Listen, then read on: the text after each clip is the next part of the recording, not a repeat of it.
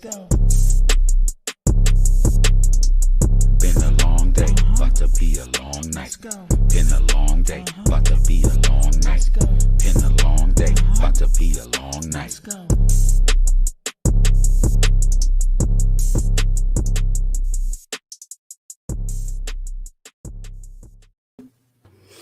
Whoo! Hey, what's up?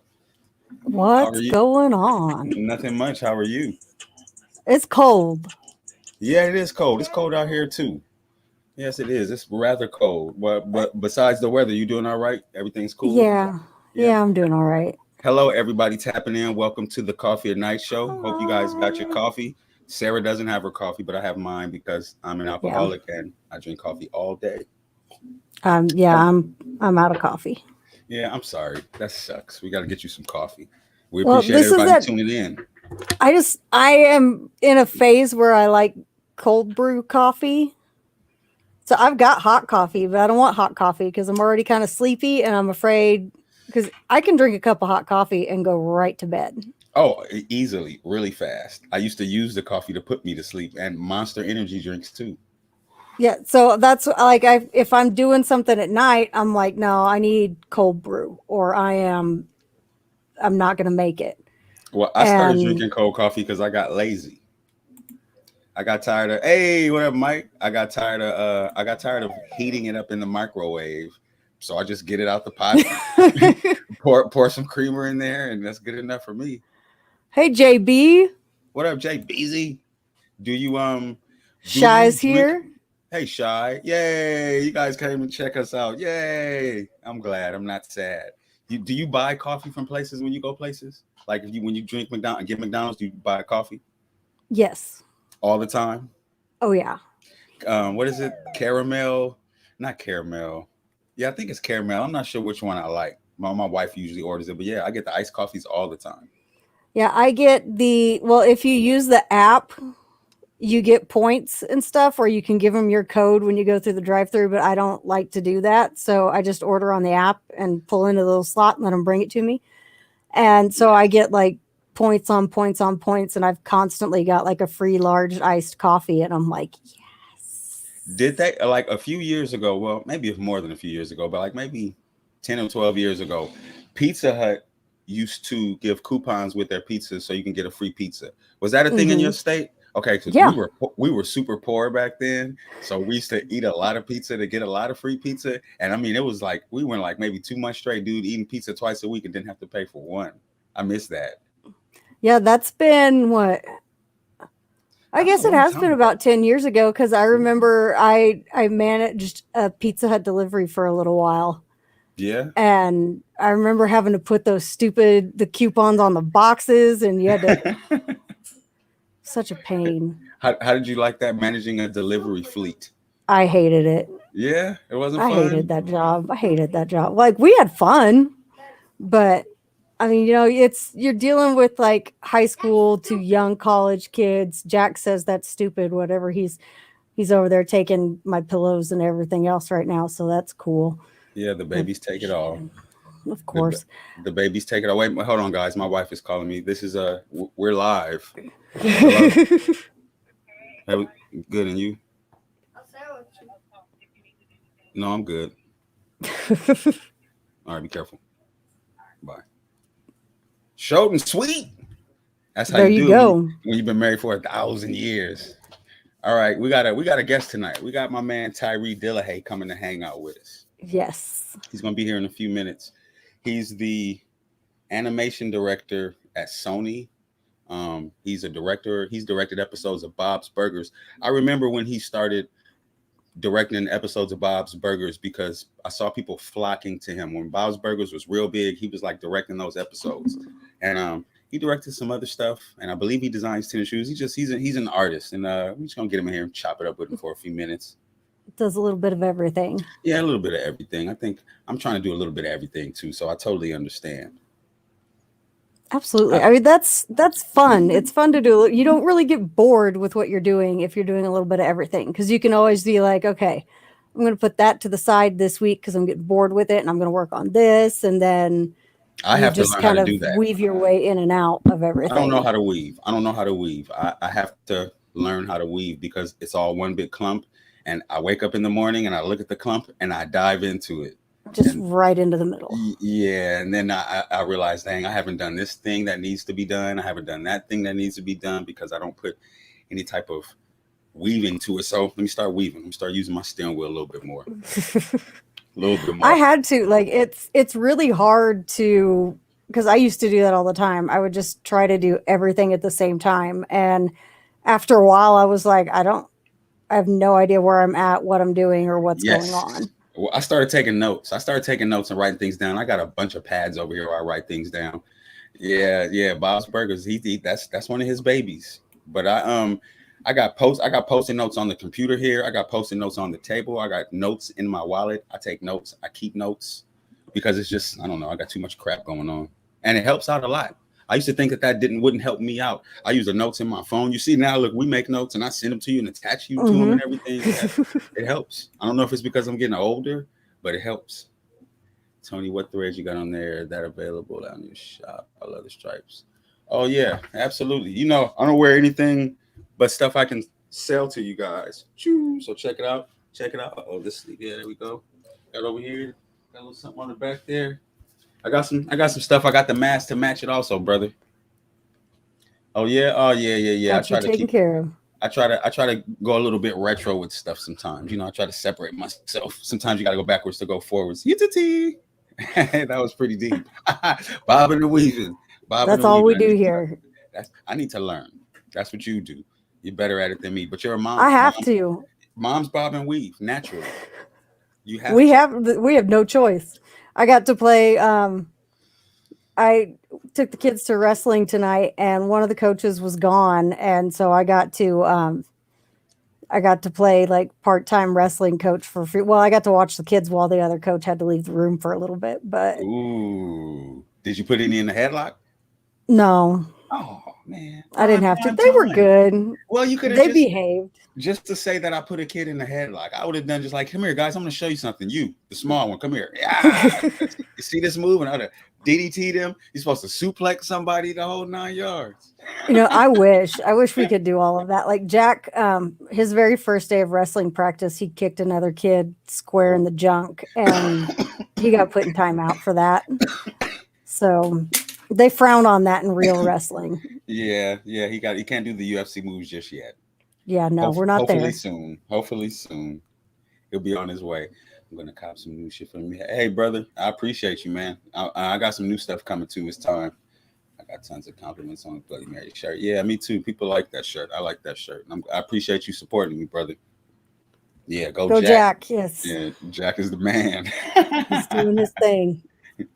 All right, so Tyree should be tapping in pretty soon. He is right here. Oh, he is? Yes. Let's bring him on in. All right.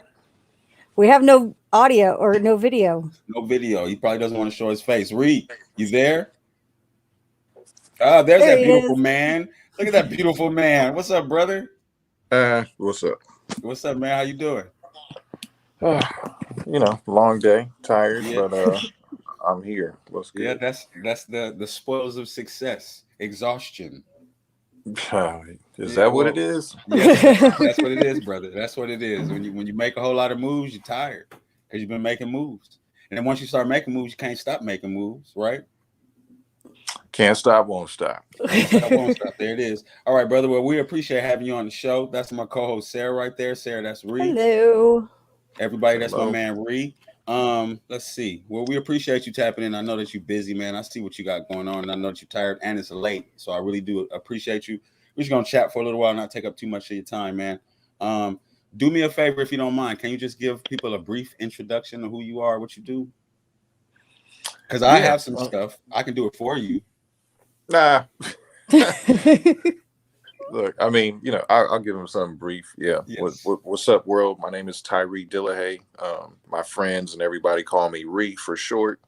I actually got that nickname in high school at Inglewood High when I attended with my man right here, Tony Grands. But yeah, they've been calling me Ree ever since. I work as an animation director in the animation industry. I've been in the business close to 20 years. Right now I'm at Sony Pictures Animation.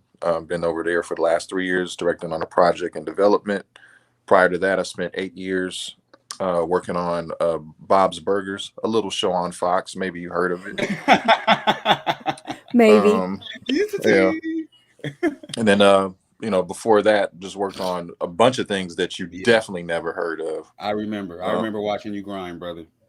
Yeah, man. But yeah, I make, people ask what I do for a living. I say I make cartoons. So I'm the happiest Negro on earth. I heard the hell out of that. That's a good description of what you do, because you do make cartoons. Let me ask you about your cartoon making. I've been watching you for a long time. What is it about the animation that drew you to it? Because you could have done a bunch of stuff. You're a tall cat. I know you used to play basketball.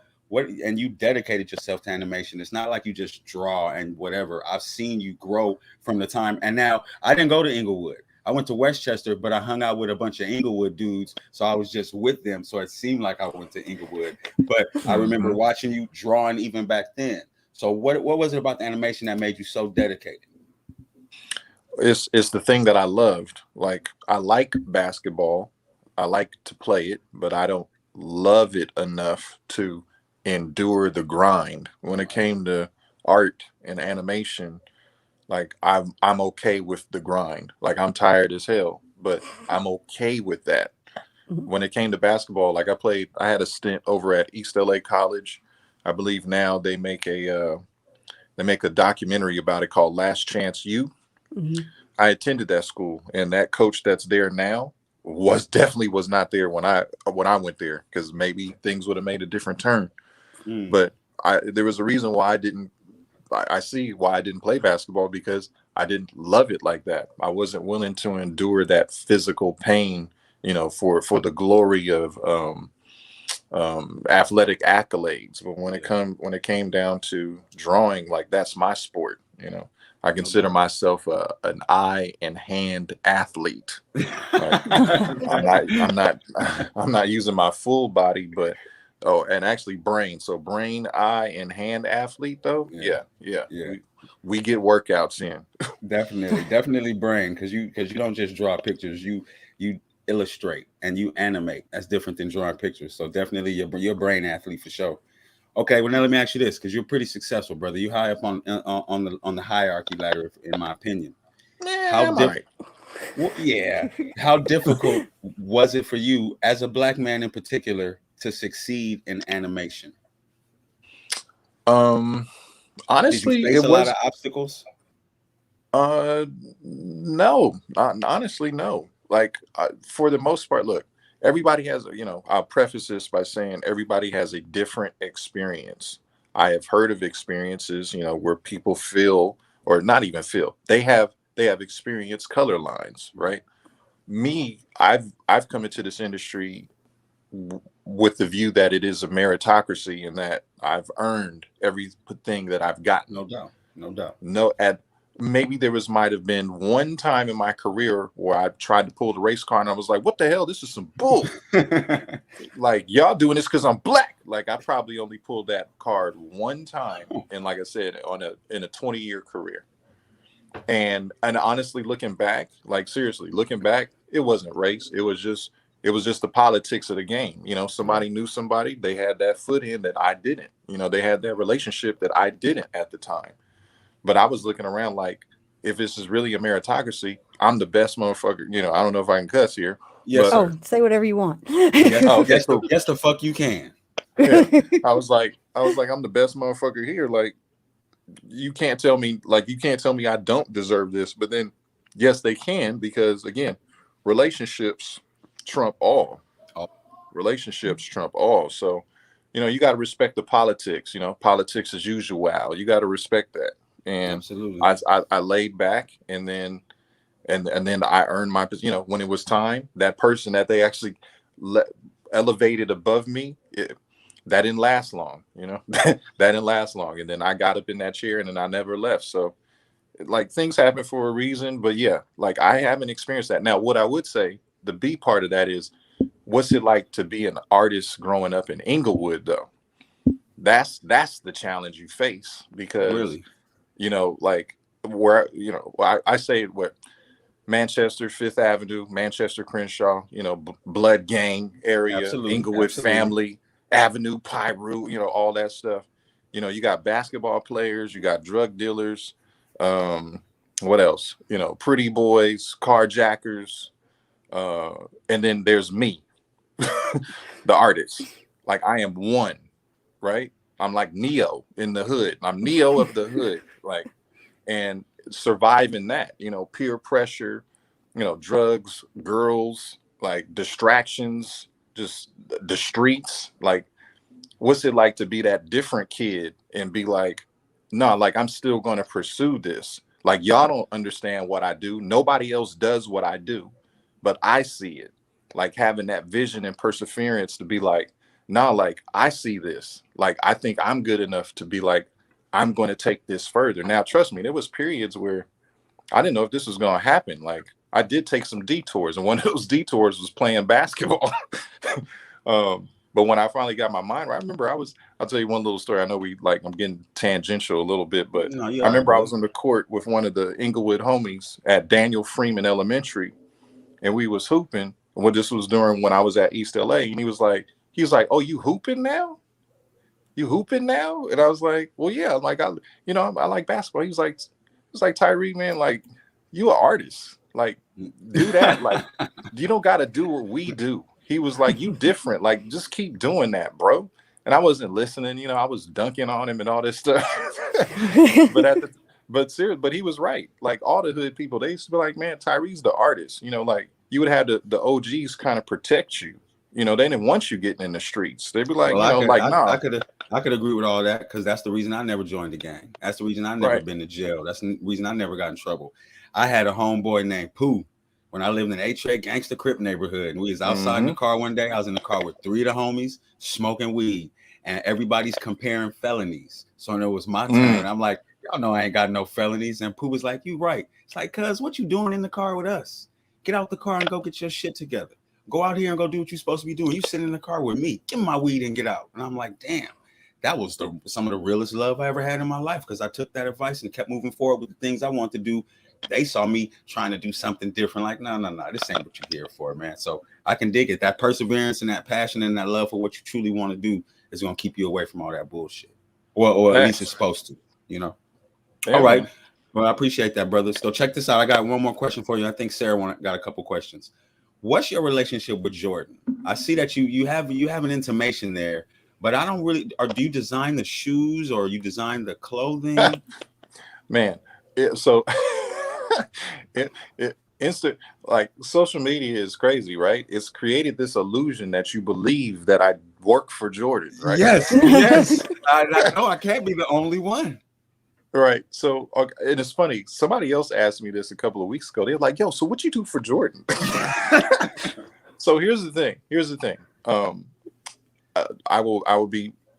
I've only gotten one check from Jordan for doing something like a couple of years ago, but I actually do more work with and for Nike sportswear than I have with Jordan ever. Okay. So Jordan, like my intimation is just a lifelong love. I don't know if you see that poster in the back. Like, yeah, I know you love him. I just that added to it. That added to the assumption. I'm like, yeah, I know he probably just wiggled his way up in there, like, and got it done. But I did just notice. I noticed on your IG page before we started that you do have a lot of Nike stuff. It's not just Jordan stuff. And I don't think I ever really noticed that because Jordan pops. You know what I'm saying? Everybody loves Jordans. Yeah, no, I mean, that's just a lifelong love of Jordans. Like I'll never stop showing love to Jordans. I don't buy the shoes as much because they're extremely difficult to get, and my relationships are not the same. You know, right. The influencer marketing team no longer seeds us older OGs unless you know you got this special relationship or for other reasons. But right now, I've always have love for the brand, but like the checks is minimal from there. But Nike, we good over there.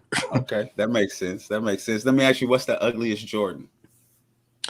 The ugliest? No, there's a few, but the one there's a few, but the one I can point to, I don't like 8s, I don't like 9s. and then anything above the 14, and then you can probably come back at like the 25. And then, yeah, it's a few. It's a few. Let me see. Was that it for me? Yeah, I think that was it for me. I think Sarah got a few questions. Sarah, you got something over there? Okay, so let's go back over to the animation side of things. First of all, he skipped one of the most important questions. We talked about the ugliest Jordan. What's your favorite? Oh yeah, What's I did. The best Jordans. Yeah, the prettiest one. So the one I fell in love with was the Air Jordan 3, which is on that poster in back of me. That's the one with Spike Lee, right? Yeah, that's when Spike Lee and Michael Jordan teamed up for what I consider the greatest sports marketing campaign ever, the best on Earth and the best on Mars. Yeah. So to me, that's the prettiest. And then the second prettiest would be the 11. That's the one that came out in 96 with the patent leather on it. Mm-hmm. Okay. And then third is like the Air. Honestly, it's a tie. No, it's not a tie. The third would be the Air Jordan 1. But ironically, I wear the 1 more than anything because it's just the most wearable Jordan. It's like the Chuck Taylor at this point. Yeah. I'm shoe illiterate. So the Air Jordan 1, is that the first pair that he came out with? Like, yeah, here, I'll grab one. I've only had like 3 or 4 pair of Jordans, and the very first pair that he ever came out with, those are the ones that I had. So if that's that one, I had that one. I had the original, like when I was a kid. Yeah, that's the stuff. This is the first retro. Yeah, this is the first retro from '94 of the first colorway. So this one, like I said, this is like the Chuck Taylor now. Like it's on every that color imaginable. Like you can do anything with those. Yeah. Okay, so let's go back over to the animation. If you could turn any rapper into a cartoon character, who are you going with? Oh, there's so many. Like, good. Yes. That's what I wanted. You know what? Honestly, I'll tell you a crazy story, and I've never shown this animation to anybody outside of the animation industry, partly because I don't even know where the files are anymore. But I had gotten an animation job off of animating a clip, like a 20-second clip of Raekwon's second verse of Incarcerated Scarfaces. Raekwon, the chef, is like, he's in my top 5 of rappers for me.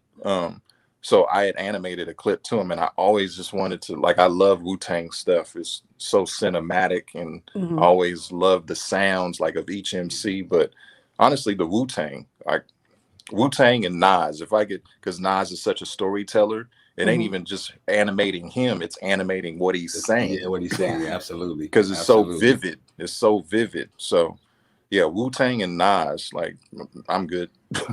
Have you ever thought about maybe trying to get an animated series going for either one of them? You know what? I mean, I might as well tell it because it's dead. I had an opportunity to do a collaboration where I was going to take Bob's Burgers and do a collaboration with Nas. Oh, damn. And I'll just leave it at that. It just never happened. Oh, wow. Okay. My bad, Sarah. Right, we got off on a tangent. No, hey, that's cool. That's the stuff we want to talk about. That's what we want to do here. We do that a lot, and it's all good. Now, what about movies? Like, if you could turn any movie into an animated, like just redo it as an animated feature, where are you going with that one?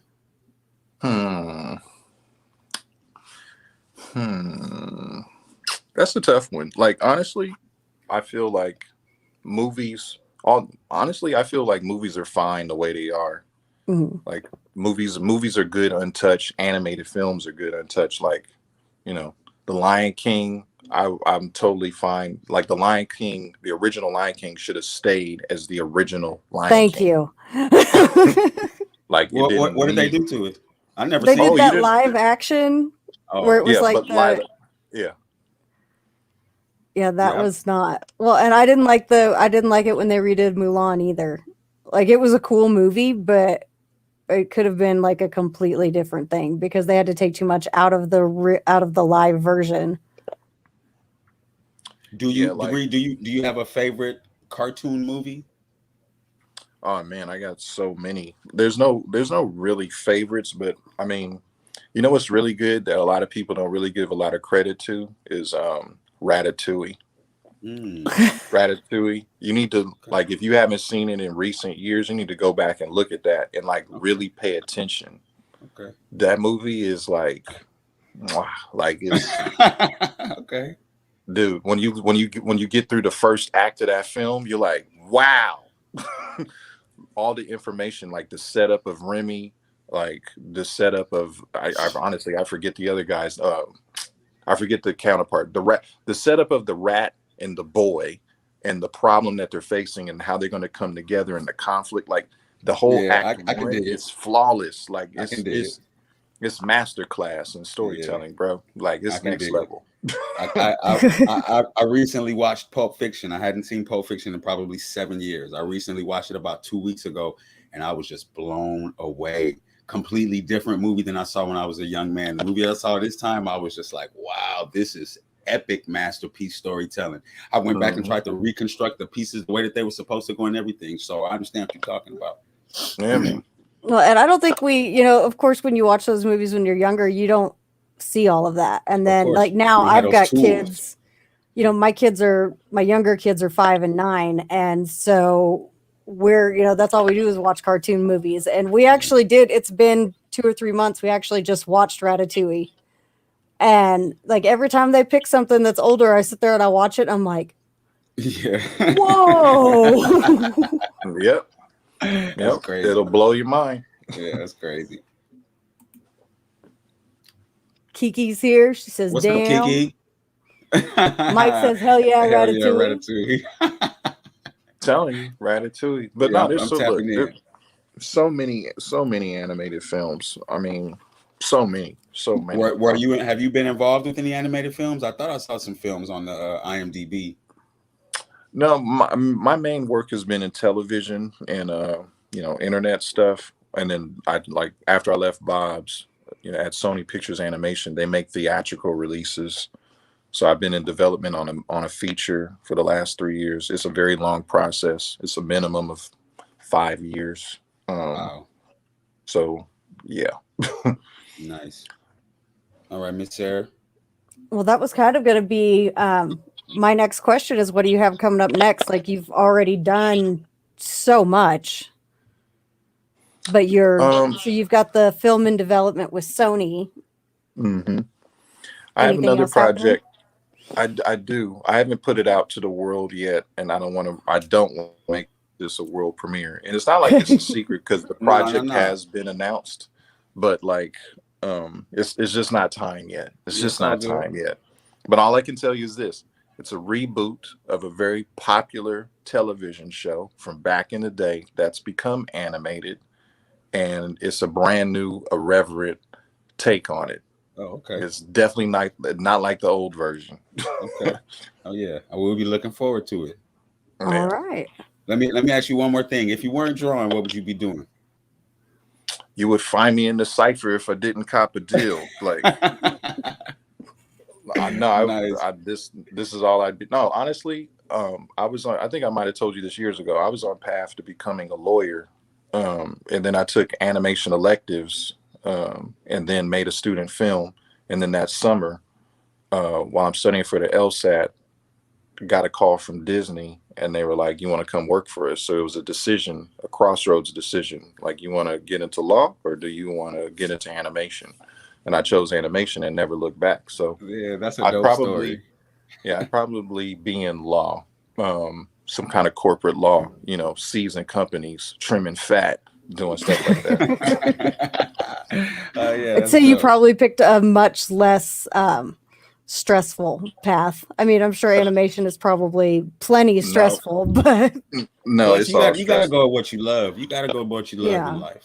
You have to. Exactly. You get the opportunity, you have to. Your heart won't let you do otherwise.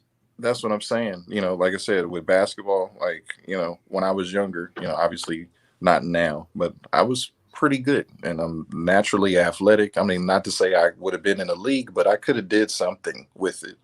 I have a cousin now. Shout out to my cousin Evan Harris. He's a decade-long pro. He graduated from Harvard, played basketball at Harvard, played basketball at Harvard Westlake, and then he's gone on to a lengthy career overseas. My cousin Dwayne, he played Defari. He played at Cal for a little bit. So it's in our DNA. But when it came to the love, just didn't love it, bro. Yeah, Just didn't love it. So anybody out there, you're trying to get into something, make sure you love it, like whatever it is. You like making money, like make that the motivator. But when you talk about stress, like trust, it's stress at all levels. Yeah. The cook, the guy or girl or whoever that's on fries at McDonald's has stress. They got to be at a certain temperature. They got to be, this amount of quantity at this time. That person's got stress. The person that's cleaning toilets got to clean a certain amount of toilets at the school, whatever, like somebody directing an animated show, somebody playing in the NBA, somebody doing a podcast. Like it's stress at all levels. Is. Fuck that stress though. Try hard to ignore it. Live life. Be happy the best that you can. It's only one shot at it. Let me ask you this too. I wanted to ask you this on Twitter, but it was so much interaction. It wasn't even my place. But you put out you tweeted to animators about basically having their shit together, or how they, you know what I'm saying? What was that about? That was like, I thought that was cool. You kind of like, yo, get your shit together, and everybody's like, oh, Reed, how are we supposed to do it? And they got thousands and thousands and thousands of retweets and likes, and I thought that was real cool. What was that about? So what it was about was I was reviewing portfolios, and the same common mistakes just kept rearing their ugly heads. And I was like, okay, when you see a pattern, you got to, from anonymous people, then that means these people just don't know. So somebody has to enlighten them. So I was like, let me throw out this tweet. Hopefully, whoever catches it, cool. Then you just caught yourself a gem. But this information is coming from somebody, with 2 decades of experience. So if you take it with a grain of salt, but here's something I learned. Here's something I learned while looking at, a lot of portfolios. So generally, I think that's the beautiful thing about social media. You can say these things, just on a whim, but out of passion. It's weird. People will actually feel that energy. Yeah. Right. Like when you say something, like something hits you in the moment, and you're like, out of frustration, love, fear, anger, whatever, just that emotional response. And you tweet that, like the universe feels that reverberation, and it hits the world like a comet, right? And then the world will respond, and it's set on fire. But people, and it's no big deal, it's just like, here's some information, cool. And I'm glad people got it. I just hope they listen. So when I get portfolios the next time, it won't have these common errors. Like, well, let me tap into that. What advice would you give to young artists, young animators who are trying to get into the business? Well, it goes without saying, but draw every day. Draw like your life depended on it. Some people, like I won't even get into ageism, but the new schoolers will say, no, you should take breaks and all that. I'm like, I don't know what that is. No, you gotta at least you can't take a break till you get your 10,000 hours in. That's what I'm saying. It's like you trying to get to the level, like you trying to get to the league, right? Like, that's what I'm saying. There's leagues all over the place. It ain't just the NBA, NFL, MLB. Like there's leagues in every walk of life. Are you trying to get to the league or not? And if you're trying to get to the league, you need to be putting in work, like your life depending on it. Because it is your life. This is your career. Like we talking about, you want to get a job by default, or you want to get a job that you chose. I'm trying to get the job I chose. Now, trust me, there was periods in my life, like all of us, I didn't know, no purpose, aimless, directionless, whatever you want to call it. But once I chose, the arrow went, Hawkeye on them, right? No doubt. It's like, no, we know what we're doing, because once you know what you're doing, you can work backwards. Right. It's like, okay, this is the end goal. Now, what are the steps? It's like a Quentin Tarantino movie. It's like, I seen the end of the movie. Now, how did I get there? Yeah. No doubt. I agree. That's a good way to put that. All right. Well, Miss Sarah, you got anything else? No, I don't think I do. Okay. Well, Brother Tyree, why don't you? All right. Let everybody know where they can find you, how they can tap in. What you call this? Okay, so people always ask me like, what the hell does this even mean? So Sneds by Ree. I used to make this cartoon. That's how I got that relationship with Jordan and Nike. I used to make this cartoon about sneaker comics. I mean, excuse me. I used to make a sneaker comic about sneaker heads. Yes, sir. Yes, and it was called Sneds, and Sneds is short for sneaker heads, right? So that's where you can find me, Sneds by Ree, on all platforms. And what I mean by all platforms, we're talking about Twitter and Instagram. I ain't got time for the rest of that stuff. No, but eventually I will make time. The irony of that is that you don't really need it. See, I see a lot of people use social media as pedals to try to get to a certain position socially, but you're already there. You're already in a spot. You're already in a boss position. You already got 25,000 people following you on social media. You don't need any other crap. You kind of are. You sort of there. Maybe not to you, and maybe not all the way, but you don't need it. No, here's the thing, bro. Like, I'm older. You know what I'm saying? Like, yeah. Like, but remember, it's twofold. Like I say, the social media is a gift and a curse. It's a gift in that we can reach people across the world that we never knew, right? But then it's a curse because it's addictive, and you can get into this vicious cycle of feeding the machine for approval and validation. Absolutely. That's not a cycle you want to get caught up into. But we are all guilty of it because we're humans.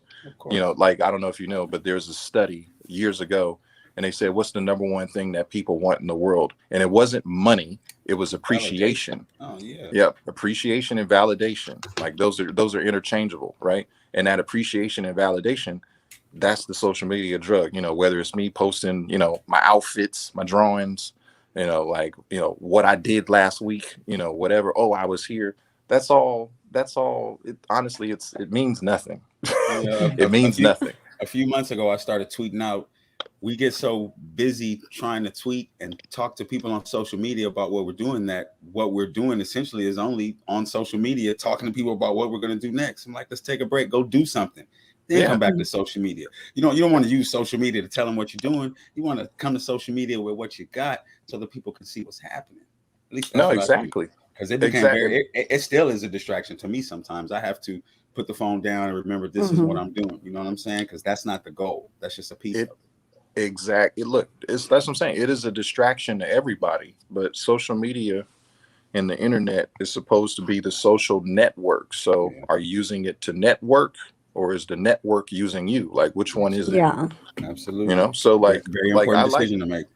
Yeah, I like the fact that people, all walks of life, whether you're artist, entertainer, performer, etc., putting yourself out there to share what you do with the world. Because to use a very chewy word, like anything other than that is masturbatory. Like, absolutely. Are you doing it for yourself, or are you doing it for others? And yes, you do it for yourself for creative self-expression, but expression is expressed. It needs to be outward. It's an outward thing. It's not inward. So social media is a good conduit for all that stuff, because I agree. Why not? Why not? I agree. Take full advantage of it if you can. Yeah. You gonna say something, Sarah? I'm sorry. No, I was just agreeing. Okay.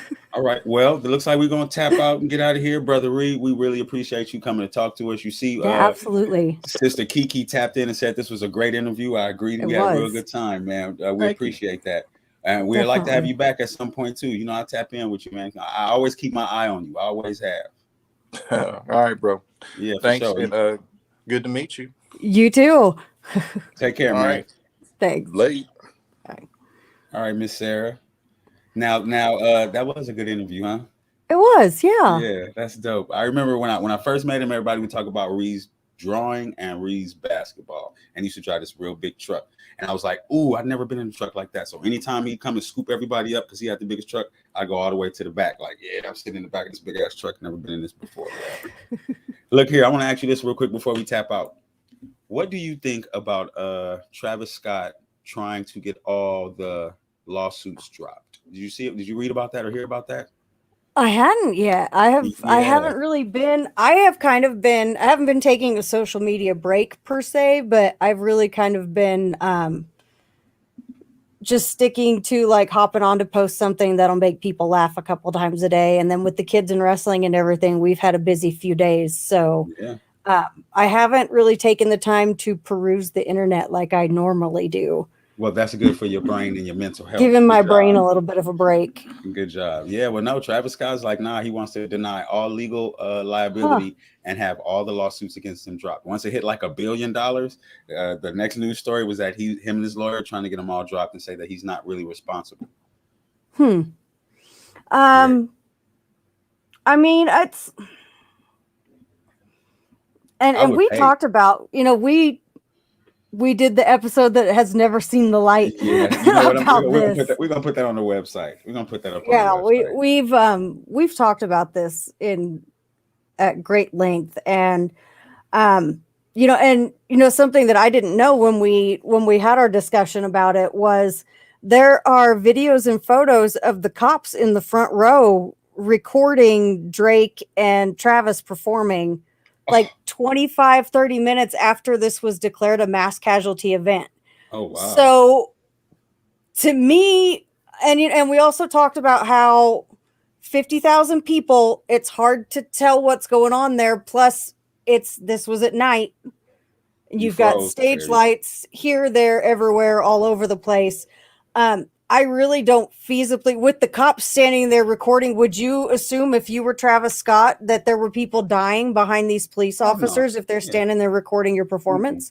So I've been on the stage before. I know it's basically chaotic, it's hard to, especially if you're in an outdoor venue at night. I mean, it's dark, even with all those lights and that huge setup. It's dark. And it's hard to tell. People are jumping around. It's hard to hear little groups that are screaming help over the top of Travis, like the drone footage, like the live performance. You can't hear anybody screaming for help. All you hear is Travis, Travis, Travis, Travis. That's it. That's it.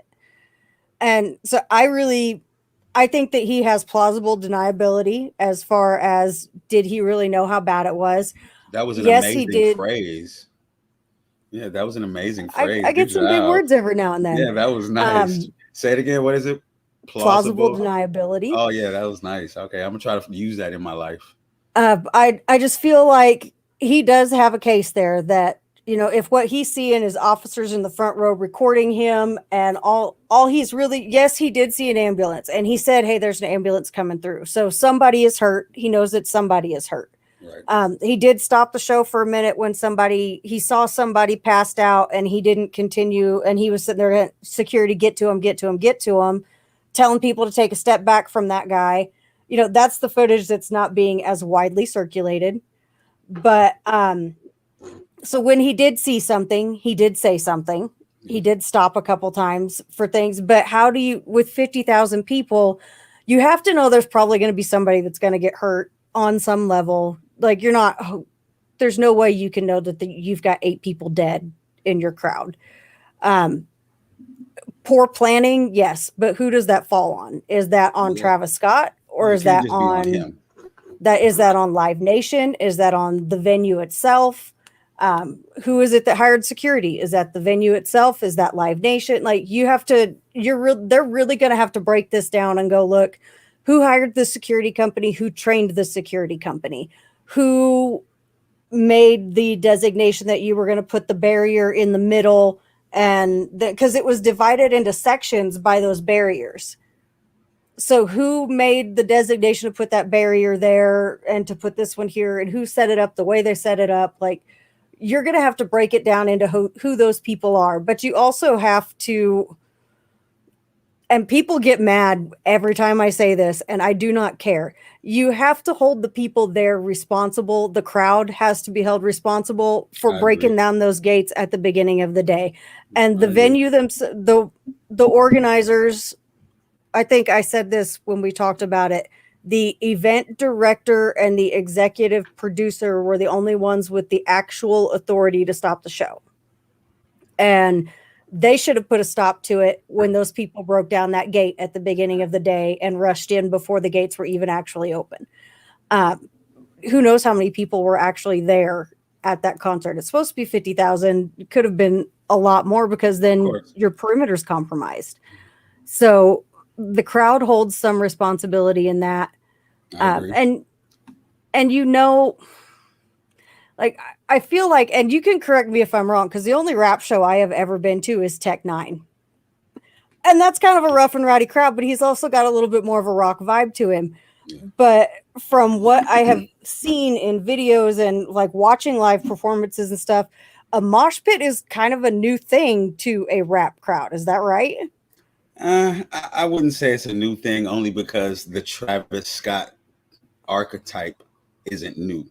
He's just perfected it. So the kind of rock, rap, hybrid, all inclusive, grunge, hip hop type thing, that's not really new. So I wouldn't say the mosh pit is new. They're like, I don't know, last year there was sort of a surge in this heavy metal rap. And it was like a few guys who were really like, but they, I don't know, disappeared or something. Yeah, so, like I feel like it's been, like there has been like rap metal for a long time, where you had like Limp Bizkit was doing their thing and people like that were doing it. But I feel like it just feels like the crowd didn't know they don't know how to handle a mosh pit. They don't know the rules of the mosh pit. The rules of the mosh pit and it's also the age of the crowd. Well, see, yeah, that's what I would say. Cause you got to keep in mind how big of an artist Travis Scott had become right at that very moment. So this festival, I heard a lot of people talking about they were going to it for the first time. So he probably drew a completely new layer of fan to this arena, and that might play a part in it. Like you said, people don't know how to act at the carnival or the festival, because the festival is different than a concert. So imagine you have 10,000 people who are new fans and new to the experience altogether. And, that might have been a ripple in the timeline itself. Yeah, I just feel like, because the rules of the mosh pit have long been established in the metal community. If somebody goes down, you help them back up. You're not in there to hurt each other. Even in the middle of Lamb of God's wall of death, if somebody falls, somebody will pick them up. So, get your ass up. Yeah, you will see people people that don't know each other. Somebody will fall. You'll see somebody grab them, pull them back up. If somebody needs help getting out. Metal etiquette. Yeah, people help each other out, and I did not see that in the fan footage at the concert. From the festival. I didn't see it happening at all. You saw people pushing and shoving and just cramming their way up there, and that happens everywhere.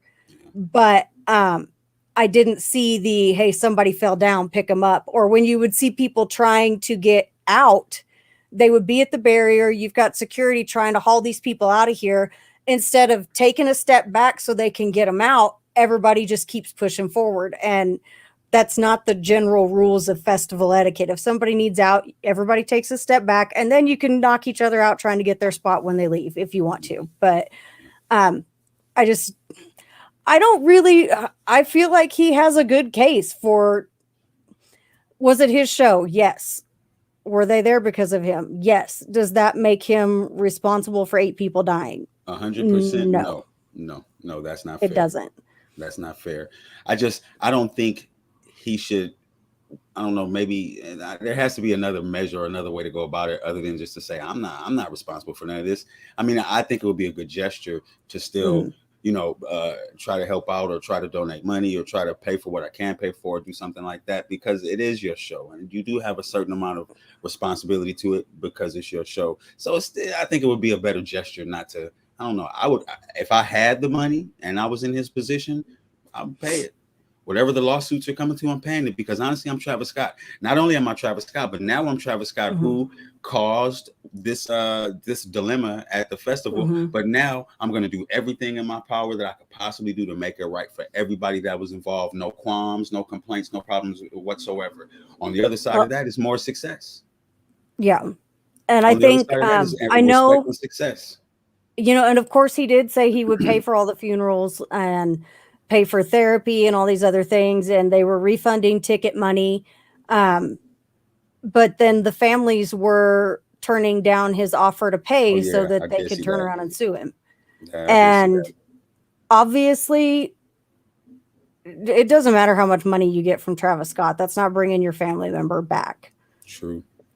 But if you want to make that money grab, that's fine. He did make the offer. Cash grab. Yeah, it's a good cash grab. It's a hell of a cash grab. It is what it is there. But to me, he offered to help. They turned him down. And yeah, the paying for somebody, wouldn't you have rather that's all taken care of? You don't have to put yourself through that stress. Maybe if you'd offered to pay for the funerals and then offered like a certain amount of money on top of that so that these Yeah, people that's don't what have I to meant. turn around and go right back to work and do those sorts of things.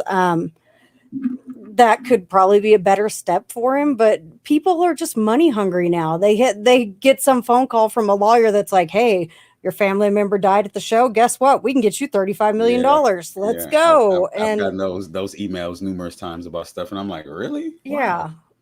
Yeah, everybody's it's money hungry. just, well, and I hate to tell all these people, but they can go class action or whatever they want to do and have so many people represented, but the lawyers are going to end up settling that shit and they're not going to get the kind of money they think they're going to get. And No, because the it's, lawyers are money hungry too. yeah, once the lawyers take their fees off the top of that, I hate to tell all you people, but you are not getting the kind of money you think you're getting. Yeah. They want their 15 minutes of fame and they want to do what they're going to do. So it is what it is. But Yes, it is. And I don't God know. bless them all.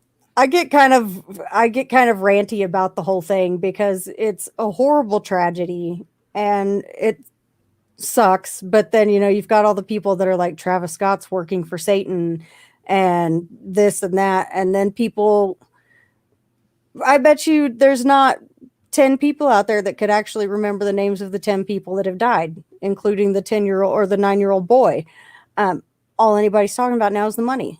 Yeah. It's just money, money, money. And that's what's wrong with this country is, of course we all want it because we need it, but There's ways to go instead about of being things. greedy, like instead of wasting their lives and using them as a money grab, like do something worthwhile with it. Yeah. Well, Do something to remember them by. Yeah, I agree with that. Well, on that note, we're gonna go and get out of here. And God bless everybody involved, including Travis Scott. We're praying for everybody, all the families, and Travis Scott, and everybody, and ourselves. And we're praying for all you guys too. Well, it was good talking to you, Miss Sarah. You too. You got your show coming up? Yes, absolutely. About to head over there right now. You want to tell everybody where they can find you? The Midnight Morning Show on SLE Radio starting in 5 minutes. All right, you guys head over there and continue to support my sister. We'll see you guys back next Tuesday at 8 o'clock. We got another guest for you guys. We got my man, Driving Addict. He's a gig worker. Yes. And he's off the hook. So we're going to be hanging out with him Tuesday. Yeah, we had a good time. And stop by Tony'sTees.online. Try to buy a shirt. Like Mike was talking earlier in the show about the shirt, and he liked the shirt. I got some cool stuff there. So go check it out. And we appreciate you guys. That's about it. Be careful, sister. I'll talk to you soon. Yes. Have a great week, everybody. You too.